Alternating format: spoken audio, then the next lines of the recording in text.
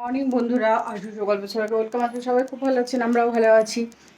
আর আজকে তো সকাল সকাল উঠে গেছি, কাজ টাজ সব হয়ে গেছে। এখন স্নান করিনি, করবো আজকে একটু দেরি করে করবো, কারণ আজকে বর আজকে দুপুরে খেতে আসবে না, সেই জন্যে ওরে আজকে ক্যান্টিনে খাবো। সেই জন্য আর আজকে রান্নারও ব্যাপার নেই অত কিছু।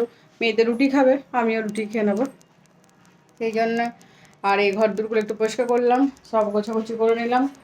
আবার আমাদের যাওয়ার সময় হয়ে গেল, যেখানে আমরা থাকি ওইখানে আবার যাব, মধ্যপ্রদেশ।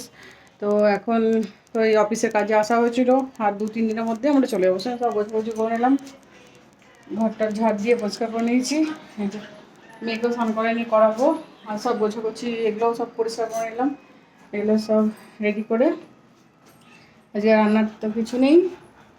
আর বৃষ্টি পড়ছে বাইরে খুব, চাদর কেচেছি কিন্তু চাদরটা আশা করি মনে হচ্ছে শুকাবে না আজকে।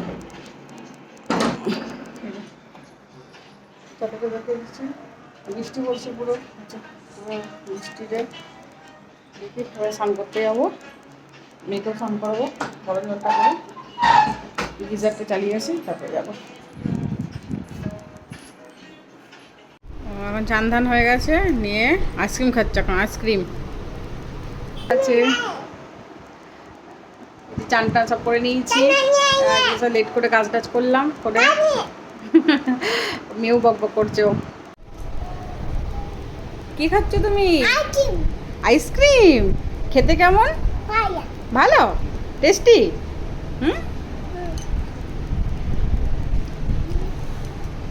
ঘুমাচ্ছে এখন, এখন বাজছে 4:30। 3:30টার সময় ঘুমালো। ওর জন্য একটু পকোড়া বানাই খাবে, একটুখানি পকোড়া বানিয়ে দিলাম বেসনে। ও পুরা ভূত। দেখি দেখি দেখি থেকে আর ভিডিও করা হয়নি। তারপরে বৃষ্টি পড়ছিল, বর অফিস থেকে এলো, সেই জন্য কিছু করিনি তখন।